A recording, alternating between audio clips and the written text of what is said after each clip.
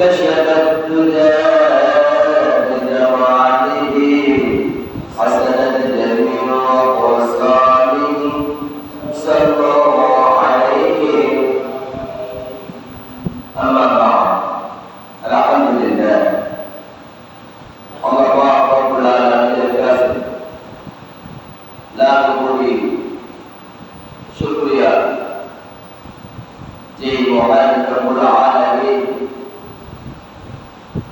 আল্লাহ সুবহানাহু ওয়া তাআলা আপনাকে আর আমাকে দয়া করে সুস্থ রেখে আল্লাহ তাআলার ঘরে পবিত্র জায়গার মধ্যে আসা এবং বলার তৌফিক দান করেছে। আমরা সকলেই আল্লাহ তাআলার দরবারে শুকরিয়া আদায় করি। আলহামদুলিল্লাহ রব্বানা লাকাল হামদ হামদান কাসীরান তাইয়িবান মুবারাকান ফীহি ইয়া রাব্বি লাকাল হামদু কামা ইয়ানবগী بجلال وجهك وعظيم سلطانك. لك الحمد بالإيمان، لك الحمد بالقرآن، لك الحمد بالإسلام. আমরা প্রশংসা আদায় করলাম এই গুণাবলী গুরু এই যে আমরা যখন আল্লাহ তাআলার কিছু সিফাত গুণবাচক নাম বললাম, এই সিফাত এই গুণবাচক নামগুলো কার? আল্লাহ তাআলা। তাহলে আসুন আমরা আজকে কোরআনুল কারীম থেকে আল কোরআনুল কারীমের সম্মান, মর্যাদা, ফজিলত, গুরুত্ব নিয়ে আমরা আলোচনা করব ইনশাআল্লাহ। এই কোরআন সৃষ্টি করেছেন কে? আল্লাহ। কোরআনের বঙ্গানুবাদ করেছেন কে? আল্লাহ। না, এক ইহুদি। এই কোরআনের বঙ্গানুবাদ করেছেন কে? এক ইহুদি।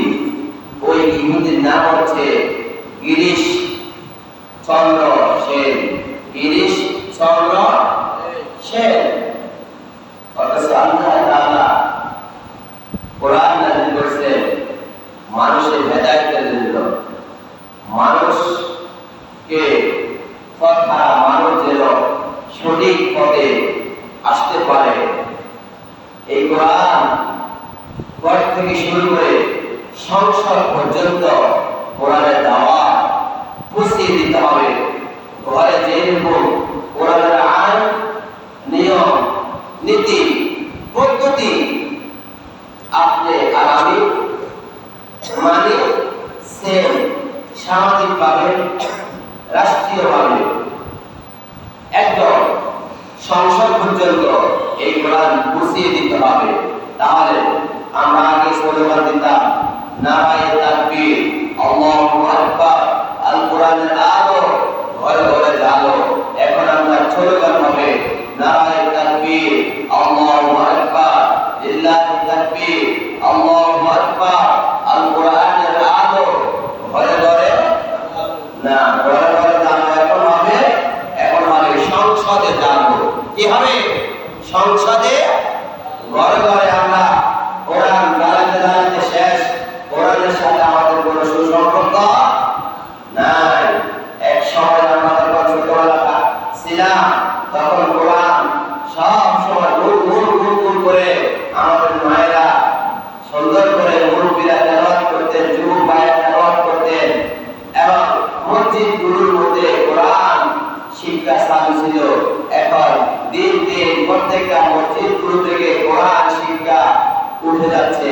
আর আমরা যারা আলেম ওলামা আছি আমরাও গুরুত্ব দেই না। আমরা কি গুরুত্ব দেই না? যে পরিমাণ গুরুত্ব দেওয়া দরকার ওই পরিমাণ আমরা গুরুত্ব দেই না। ছোটবেলা আমরা যখন পড়তাম তখন আমাদের ওস্তাদরা 1.5 ঘন্টা 2 ঘন্টা পর্যন্ত মুক্তবে পড়াতে কত মেহনত করতে আমরা মুফসাল দিতাম কি দিতাম মুফসাল দিতাম আমি আমার লাইফের মধ্যে বলতেছি আমরা মুফসাল দিতাম অথচ ওস্তাদরা কত মেহনত করছে আর ওই যে মুক্তব থেকে আমরা যে শিক্ষা গ্রহণ করছি যা শিখেছি তাই এখন আমরা পড়তেছি। সম্মানিত উপস্থিতি, সম্মানিত জিন্দা মুসলিম ভাই বোনেরা, মাইকের আওয়াজ যখন যাচ্ছে সকলের কাছে আপনার আবেদন থাকবে এই কোরআন আমরা বেশি বেশি করে তেলাওয়াত করব, এই কোরআনকে আমরা সম্মান করব, মর্যাদা দেব, যেহেতু কোরআনের শান মান মর্যাদা আল্লাহ তাআলার কাছে অনেক বেশি। সুবহানাল্লাহ বলেন। পৃথিবীর মধ্যে অসংখ্য অগণিত বই আছে, অন্যান্য ধর্মগ্রন্থ যে সমস্ত বইগুলো আছে তার আছে কোটি কোটি কোটি কি সম্মান মর্যাদা। আল্লাহ তাআলার কাছে কোরআনের সম্মান অনেক বেশি। সম্মানিত আমাদের ভাইয়েরা, আল্লাহর নবী বিশ্ব নবী মুহাম্মদ রাসূলুল্লাহ সাল্লাল্লাহু আলাইহি ওয়াসাল্লাম বলেছেন আমার কোন মুমিন বান্দা যখন তিন জিনিসের দিকে তাকাইবে আল্লাহ পাক রব্বুল আলামিন তার আমলনামার মধ্যে অনেক নেকি দান করবেন। রাসূল কারীম সাল্লাল্লাহু আলাইহি ওয়াসাল্লাম বলেছেন যে ব্যক্তি এই জিনিসের দিকে তাকাবে আল্লাহ রাসূল তার আমলনামার মধ্যে অনেক নেকি দান করবে, অনেক সওয়াব দান করবে। ওই তিন জিনিসের নাম কি আমরা কি সবাই জানবো? রাসূল কারীম সাল্লাল্লাহু আলাইহি ওয়াসাল্লাম বলেন তিন জিনিসের দিকে তাকাইলে সওয়াব। ওই তিন জিনিস কি আমরা কি সবাই শুনবো? রাসূল কারীম সাল্লাল্লাহু আলাইহি ওয়াসাল্লাম বলেন ওই তিন জিনিসের নাম হলো, এক নাম্বার হলো আমার কোন মুমিন বান্দা যখন আল কোরআনুল কারীমের দিকে কোরআনুল কারীমের দিকে যখন তাকাবে, কোরআনকে যখন মহব্বত করে পড়বে শুনবে, কোরআনকে যখন মহব্বত করে যখন তেলাওয়াত করবে, ওই তেলাওয়াত কারীমের দিকে এবং যে আপনাদের কোরআনের দিকে যখন একটু যখন মহব্বতের দিকে যখন তাকাইছে আল্লাহ রাসূল বলেন ওই সমস্ত মুমিন বান্দার আমলনামার মধ্যে নেকি দান করবে। সুবহানাল্লাহ। তাহলে আমরা যারা কোরআন পড়তে জানি না তারপর আমরা কোরআনের দিকে কমপক্ষে সকাল সন্ধ্যা যখন সময় পান একটু তাকাইবেন, তাকাইলে সওয়াব, পড়লে কি সওয়াব, তাকাইলে যদি সওয়াব হয় আর পড়লে কি সওয়াব হবে বলেন? যারা পড়তে পারেন না তাকাবেন, গাড়াগাড়ি করবেন, ওযুর সহিত পবিত্রতার সহিত কোরআনকে গাড়াগাড়ি করবেন, তাকাইবেন। সম্মানিত আমাদের ভাইয়েরা, দুই নম্বর হলো কোন সন্তান যখন তার পিতা মাতার চেহারা দিকে যখন নেক নজর দিকে যখন তাকাবে তার আমলনামার মধ্যে আল্লাহ রাসূল বলেন তার আমলনামার মধ্যে নেকি দান করবে। সুবহানাল্লাহ। রাসূল কারীম সাল্লাল্লাহু আলাইহি ওয়াসাল্লাম বলেন আমি যদি আমার মায়ের দিকে যদি দৈনন্দিন যদি 100 বার যদি তাকাই তাহলে কি আমার দিকে নেকি দেওয়া হবে কিনা? আল্লাহ রাসূল সাল্লাল্লাহু আলাইহি ওয়াসাল্লাম বলেন না, কোন সন্তান যখন মায়ের চেহারা দিকে যখন একবার যখন এক নজর দিকে যখন তাকাবে তার আমলনামার মধ্যে একটি কবুলি হজের সওয়াব দান করবে। সুবহানাল্লাহ। আর যদি 100 বার তাকান তাহলে 100টি কবুলি হজের সওয়াব দান করবে। সুবহানাল্লাহ। আমাদের যাদের মা বাবা জীবিত আছে আমরা আমাদের মায়ের চেহারা দিকে একটু নেক নজরে তাকাবো, আর আমাদের যাদের মা বাবা দুনিয়ায় থেকে চলে গেছে আমরা আমাদের আব্বা মার জন্য মায়ের জন্য দোয়া করব। আল্লাহ পাক রব্বুল আলামিন যেন আমাদের প্রত্যেকে মা বাবাকে যেন মাফ করে দেন, তাদের কবর আযাব মাফ করে দেন, তাদের কবরগুলো যেন জান্নাতুল রিয়াজিল জান্নাহ হিসেবে কবুল করে দেন, তাদের কবরগুলো যেন জান্নাতুল ফিরদাউস হিসেবে কবুল করেন। আমরা কবরের পাশে গিয়ে আমরা দোয়া করব ইনশাআল্লাহ। সম্মানিত আমাদের ভাইয়েরা, 3 নম্বর হলো কোন মুমিন বান্দা মুমিন মুসলমান বান্দা যদি মুবারক মদিনাতুল মুনাওয়ারা গিয়ে যখন নেক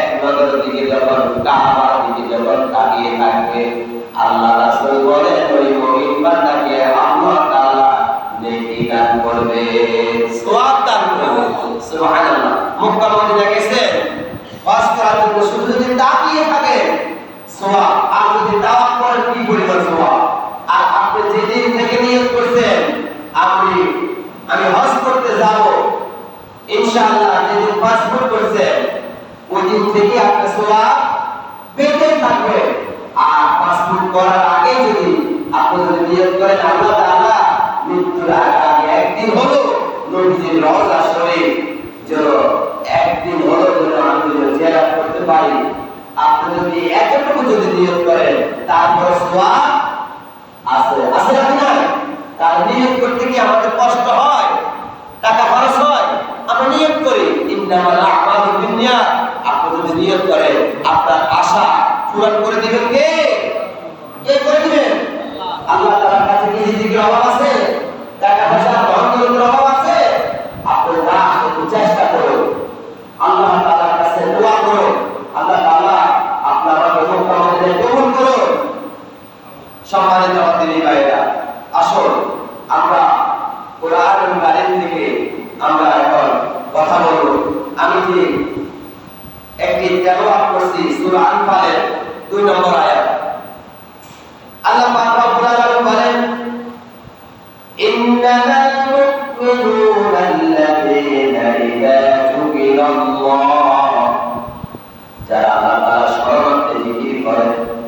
আচ্ছা বলেন তো কোরআন তেলাওয়াত করা কি জিকির? পুরা কোরআনটাই কি জিকির? নামাজ পড়া জিকির, আল্লাহ তাআলার আইন বিধান হক কথা বলা এটাও কি জিকির? তাহলে আসুন আল্লাহ তাআলার শরণার্থী যারা জিকির করে, ইযা যুকিরাল্লাহ, যে সমস্ত মুমিনেরা আল্লাহ তাআলার শরণে সকলে সর্ব অবস্থায় জিকির করে, ওয়াজিলাত কুলুবুহুম ওয়া ইযা তুলিয়াত আলাইহিম আয়াতুহু, যে সমস্ত মুমিনেরা কোরআনুল কারীম থেকে আল্লাহ তাআলার বিধানকৃত আয়াতগুলো থেকে যারা তেলাওয়াত করবে, ওই সমস্ত মুমিন বান্দাদের ব্যাপারে আল্লাহ পাক রব্বুল আলামিন বলেন, ঈমানাও আলা রাব্বিহিম, ওই সমস্ত ঈমানদার বান্দাদেরকে আল্লাহ পাক রব্বুল আলামিন মাফ করে দিবে। সুবহানাল্লাহ। তাহলে সর্বপ্রথম আল্লাহ তাআলার শরণার্থী জিকির করতে হবে, তারপরে আর যে জিকির করবেন এই কোরআনুল কারীম থেকে জিকির করতে হবে। অর্থাৎ তেলাওয়াত করা হচ্ছে কি জিকির। আল্লাহ তাআলা কোরআন থেকে তেলাওয়াত করবেন বেশি বেশি করে, আর এই তেলাওয়াত করবে কারা? ঈমানদার বান্দারা। কারা? ঈমানদার বান্দারাই কি তেলাওয়াত করবে। সম্মানিত আমাদের ভাইরা, তারপর আল্লাহ রাব্বুল আলামিন এই আয়াতের শেষের অংশের মধ্যে আল্লাহ তাআলা বলেন, ওয়া আলা রাব্বিহিম ইয়াতাওয়াক্কালুন। আমরা তাওয়াক্কুল করি কার উপর?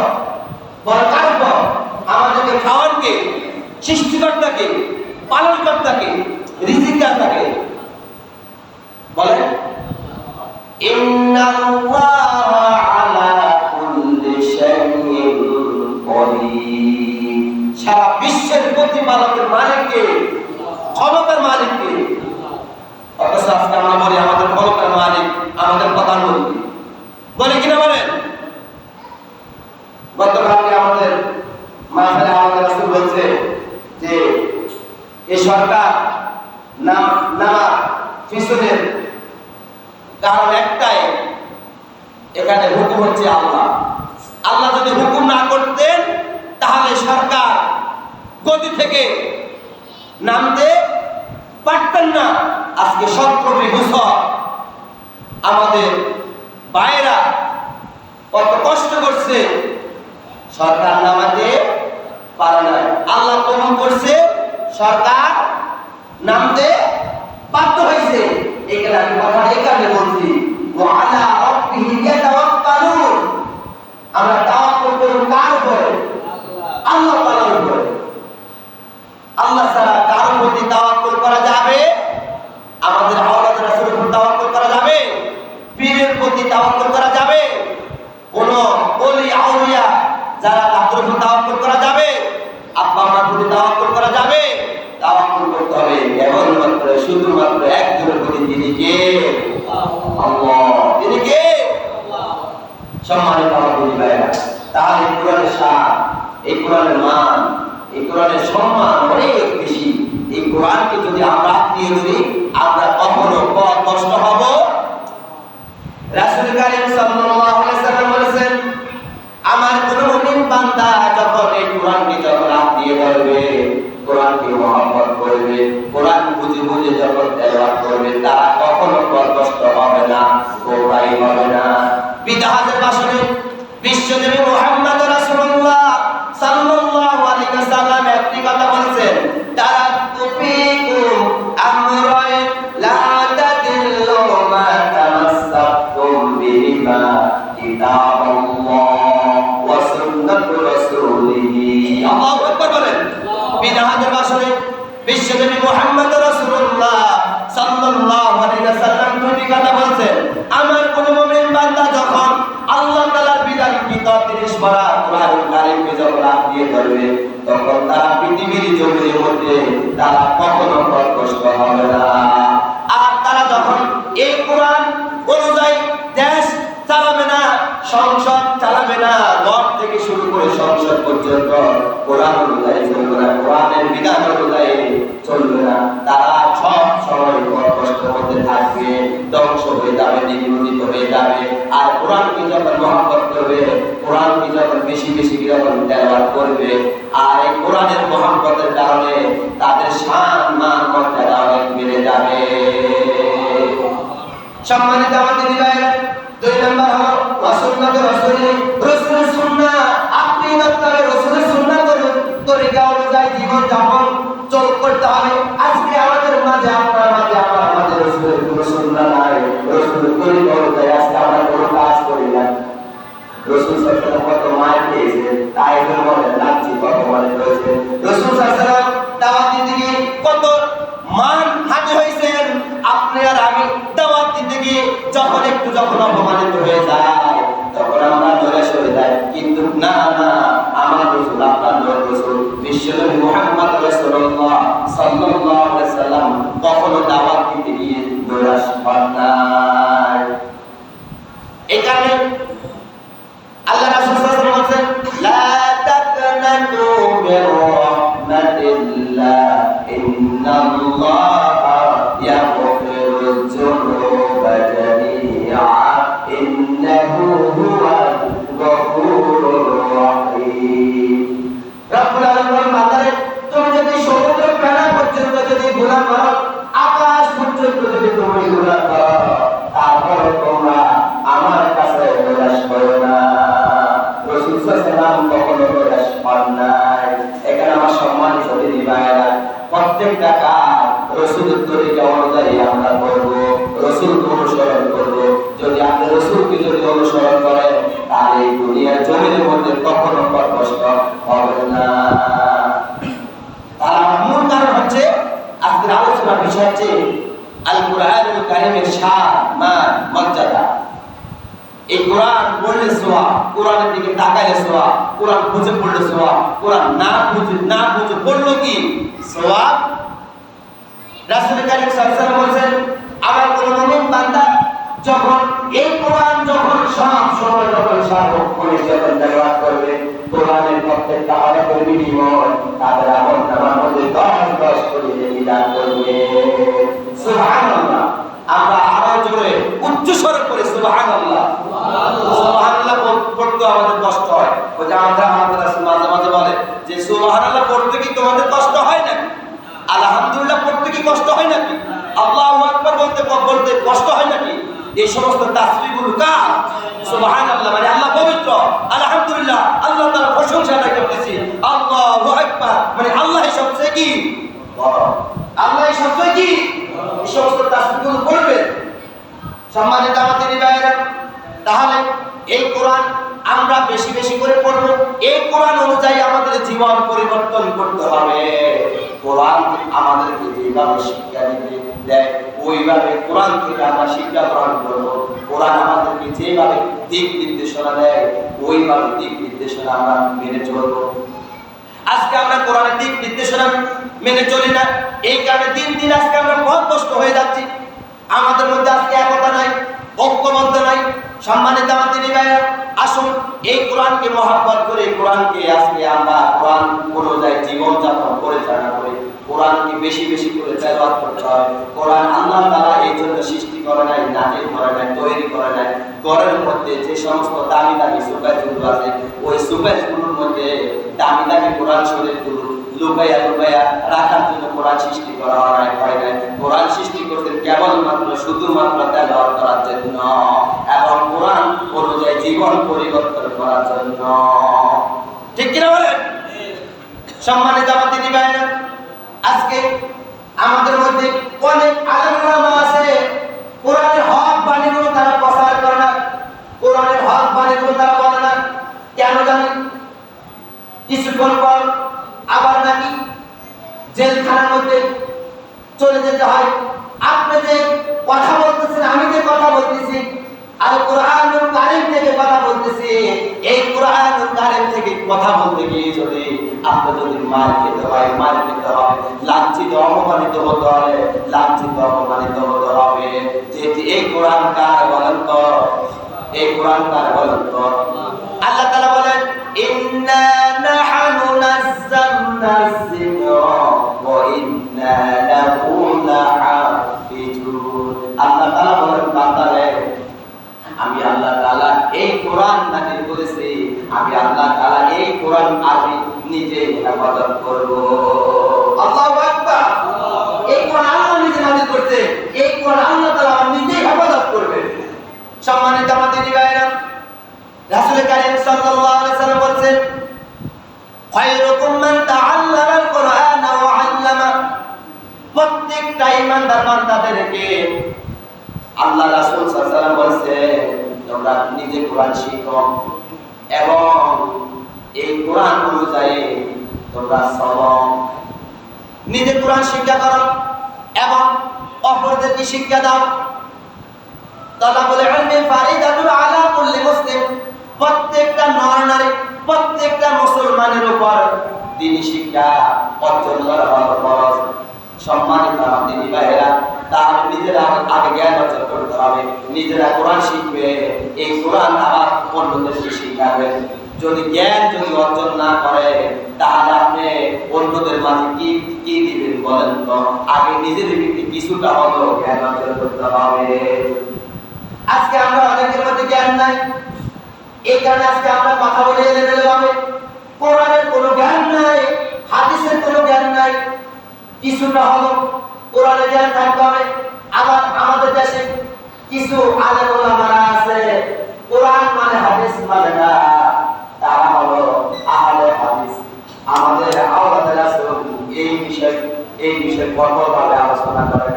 আমার ওস্তাদ সাহেব মুফতি মুস্তাফা নবী কঠিনভাবে আলোচনা করেন।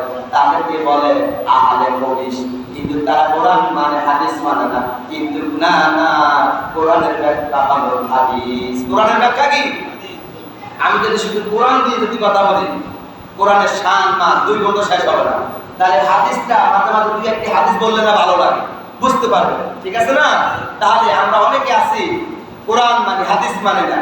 আমাদের আলেমেরা ভিতরে ভিতরে ডিপে ডিপে কাজ করে থাকে। মানে কিভাবে মানে মানুষদেরকে পথভ্রষ্ট করা যায়। যারা দেখবেন শুধু কোরআনের কথা বলে, হাদিসের কথা বলে না, দেখবেন নিজে নিজে একটু বিবেচনা করবেন, মনে করবেন যে এরাই আহলে হাদিস। এরাই কি? এরা কিন্তু আবার হিকমতের সহিত কিন্তু কাজ করে। আপনি কিন্তু সহজে ধরতে পারবেন না। আপনাকে এমন ভাবে তারা কথাগুলো দিয়ে পেঁচাইয়া বুঝাইয়া ধরবে, আপনি বুঝতে পারবেন না। সম্মানিত আমার দিদি ভাইরা, আসুন আমরা এই কোরআনকে মহব্বত করি, কোরআনকে আমরা বেশি বেশি করি, আমরা কোরআন তেলাওয়াত করি সকাল সন্ধ্যা সারাক্ষণে। আল্লাহ তাআলা কত সুন্দর করে মধুর কণ্ঠে হাসরের ময়দানে আপনার সামনে তেলাওয়াত শোনাবেন। সুবহানাল্লাহ বলেন। কে শোনাবে? আল্লাহ তাআলা নিজে স্বয়ং কোরআন তেলাওয়াত শোনাবেন। আর রহমান আল্লামাল কোরআন খলাকাল ইনসান ইয়াসিন ওয়াল কোরআনিল হাকীম ইন্নাকা লামিনাল মুরসালিন। তাহা, নূন, কফ, এইভাবে আল্লাহ তাআলা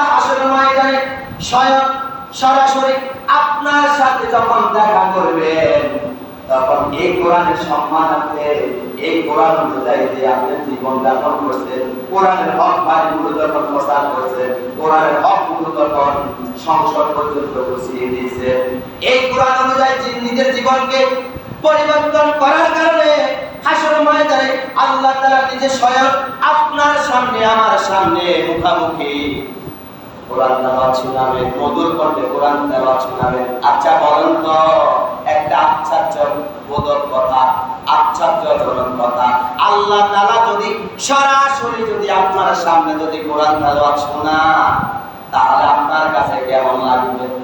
কেমন লাগবে বলেন? ভালো লাগবে না? কেমন ভালো লাগবে? মানে ভাষা প্রকাশ করা সম্ভব নয়। সম্মানিত আমার দিদি ভাইরা, তাহলে তেলাওয়াত করব তো ইনশাআল্লাহ। যারা আমরা কোরআন তেলাওয়াত করতে জানি, আমরা সব সময় সার্বক্ষণিক আমরা তেলাওয়াত করব। আর যারা তেলাওয়াত করতে জানেন না, আমরা মোবাইলে সফটওয়্যার নামিয়ে নিব। ইউটিউবে এখন কত সুন্দর সুন্দর শাইখ আব্দুর রহমান আস-সুদাইস, কত সুন্দর বাংলাদেশ থেকে আমাদের ভাইরা বিদেশে গিয়ে প্রতিযোগিতায় 1 নম্বর হয়। মাগা ফুটবল খেলা, ক্রিকেট খেলাও যদি হেরে যায়, কিন্তু কোরআন প্রতিযোগিতার মধ্যে বাংলাদেশ 1 নম্বর আছে। কত নম্বরে? কিছুদিন আগে আমাদের তুরস্কের মধ্যে হাফেজ মুয়াজ 90টি দেশকে পিছনে ফেলে 1 নম্বর হয়েছে। তুরস্কের প্রেসিডেন্ট হাতে পুরস্কার গ্রহণ করেছেন কিনা বলে? তাহলে আমাদের বাংলাদেশের মধ্যে অসংখ্য শত শত হাফেজ সারা বিশ্বের মধ্যে 1 নম্বর হয়েছে, 2 নম্বর হয়েছে, 3 নম্বর হয়েছে। এটা কারণ কি বলেন? এটা কারণ একটাই, কোরআনের মুজিজার কারণ, কোরআনের সম্মানের কারণে।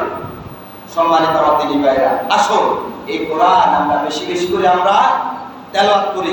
যত বেশি আপনি তেলাওয়াত করবেন, তত বেশি আপনার ঈমান বাড়তে থাকবে। আজকে আমরা তেলাওয়াত করি না, এখানে আজকে আমাদের ভিতরে ভয় কাজ করে। যারা যত বেশি তেলাওয়াত করবে, তাদের ভিতরে ভয় দিন দিন কমে যাবে। সম্মানিত দিনী ভাইরা, রাসূল কারীম সাল্লাল্লাহু আলাইহি ওয়াসাল্লাম বলেছেন, আফদালুল ইবাদাতি কিরাআতুল কোরআন। কোরআন তেলাওয়াত করা হলো একটি ইবাদত। আমরা শুধু মনে করি নামাজ পড়া ইবাদত, মক্কা মদিনা গিয়ে হজ করা ইবাদত, অমুক জায়গার মধ্যে বড় বড় আন্তর্জাতিক বক্তা আসতেছে, ওখানে গিয়ে ওয়াজ শুনে এই ইবাদত। কিন্তু না না, আসল ইবাদত যে কোরআন কারীমের মধ্যে এই যে তেলাওয়াত করতেছেন, এটাও কিন্তু একটা ইবাদত। আমরা কিন্তু জানি না, শুনি না, আর জানলেও আমরা আজকে মানি না। আমরা অনেকে জানি, মানি না। সম্মানিত দিনী ভাই, মানতে হবে, শুনতে হবে, মানতে হবে, জানতে হবে। সম্মানিত আমার দিনী ভাইরা, রাসূল কারীম সাল্লাল্লাহু আলাইহি ওয়াসাল্লাম বলেছেন, ইন্নাল্লাযী লাইসা ফি জাওফিহি শাইউম মিনাল কুরআনি কাল বাইতিল খারিব। রাসূল কারীম সাল্লাল্লাহু আলাইহি ওয়াসাল্লাম বলেছেন, যার মধ্যে কোরআনের কোনো অংশ নেই, সে হচ্ছে একটি বিরান ঘরের মতো। দেখছেন, যার ভিতরে কোরআনের বিন্দু পরিমাণও জ্ঞান নেই, অংশ নেই, ওই ঘরটি হচ্ছে একটি বিরান ঘরের মতো। তাহলে আপনি একটি ঘর করছেন, ধরেন ঢাকা শহরে 20 কোটি টাকা দিয়ে, ওই ঘরের মধ্যে আপনি ধরেন বিগত 5 বছর ওই ঘরের মধ্যে আপনি প্রবেশ করেন নাই, দেখবেন যত সাজিয়ে গুজিয়ে এসি লাগিয়ে দামি দামি দরজাগুলো লাগিয়ে ভিতরে কার্পেট, টাইলস ইত্যাদি থেকে যা সুন্দর করে সাজিয়েছে, 5 বছর ওই ঘরে বসবাস করেন নাই, দেখবেন ওই ঘরে যদি হঠাৎ করে 5 বছর পরে যদি ঢুকে, হঠাৎ করে আপনার শরীরটা কম্পন দিয়ে উঠবে, বারবার লাগবে, জিন পরি এই সমস্ত জিনিসগুলো প্রবেশ করছে। সম্মানিত আমার দিনী ভাই, সেম একই অবস্থা, যার ভিতরে কোরআনের বিন্দু পরিমাণ অংশ নেই, জ্ঞান নেই, সে হচ্ছে একটি বিরান ঘরের মতো। তাহলে আমাদের পুরা দেহের মধ্যে, কলিজার মধ্যে, অন্তরের মধ্যে কোরআনকে আমরা আঁকড়িয়ে ধরবো ইনশাআল্লাহ। আমরা এখন শতকরা যুবক ভাইরা বিশেষ করে প্রত্যেকে এখন শতকরা 80 থেকে 90% যুবক এখন অ্যান্ড্রয়েড মোবাইল ইউজ করে। যুবক ভাইরা প্রত্যেকে এখন মোবাইলের মধ্যে কোরআনুল কারীমের সফটওয়্যারগুলো নামিয়ে নেবেন। তাফহিমুল কোরআন নামিয়ে নেবেন এবং বিভিন্ন যে তাফসীর আছে ওই সমস্ত তাফসীরের মারাতুল কোরআন আরো এইভাবে অনেক তাফসীর আছে, আমরা ওই তাফসীরগুলো আমরা নামিয়ে নিব। আপনি যখন টাচ করবেন আপনার দেখবেন কি আসবে, রেকর্ডিং আসবে, আবার অর্থ বলে দিবে, আবার শানে নজুল বলে দিবে, সারমর্ম বলে দিবে। আপনি যদি বলেন আমি এই আয়াতের সারমর্ম শুনবো, এই আয়াতের সারমর্ম বলে দিবে। যদি বলেন এই আয়াতের আমি শানে নজুল শুনবো, এই আয়াতের শানে নজুল বলে দিবে। দিবে কিনা বলেন? সম্মানিত আমার দিনী ভাইরা, আমরা মোবাইলটা আমরা কাজে লাগাবো, দিনই কাজে লাগাবো। আজকে আমরা মোবাইলকে আমরা অন্য কাজে লাগাই, অন্য কাজে ব্যবহার করি। মোবাইলটি এমন কাজে ব্যবহার করবেন যে কাজে ব্যবহার করলে দুনিয়াও শান্তি, আখিরাতেও শান্তি। আখিরাতে এই মোবাইলের কারণে আপনি যেন আমি যেন নাজাত পেতে পারি, মুক্তি পেতে পারি, এইভাবে মোবাইলগুলো ইউজ করবেন। আজকে আমাদের অনেক যুবক ভাইরা দিন দিন নষ্ট হয়ে যাচ্ছে টিকটক করে। বিভিন্ন জায়গার মধ্যে আমরা যখন যাই দেখি যে মেয়েরা টিকটক করে, মাথা ওড়না কোথায়, বিদেজা গাছের সিফাজা, বিভিন্ন জায়গার মধ্যে যায় তারা টিকটক করে। ছেলেরাও টিকটক করে, মেয়েরাও কি টিকটক করে। এটা একটা ভাইরাস, এটা একটা কি ভাইরাস। এটা থেকে আমরা সবাই দূরে থাকতে হবে ইনশাআল্লাহ। সময় কিন্তু নেই, এই কোরআনুল কারীম নিয়ে সামনে সপ্তাহে ইনশাআল্লাহ আলোচনা করব ইনশাআল্লাহ। কারণ এখানে অনেক রেফারেন্স, অনেক হাদিস, অনেক আয়াত। সময় কিন্তু যেহেতু শীতের মৌসুম, আপনাদের সকলের কাছে আমাদের থাকবে একটু সবাই আগে আসবেন। আমি ইনশাআল্লাহ আগে আলোচনা শেষ করব ইনশাআল্লাহ। আজকে এতটুকু স্থগিত রাখলাম, শেষ করলাম, সমাপ্তি করলাম। হাযা মা ইনদাল্লাহি মিনাল্লাহ আলাইহি তাওয়াক্কালতু ওয়া ইলাইহি। আসসালামু আলাইকুম ওয়া রাহমাতুল্লাহি ওয়া বারাকাতুহু।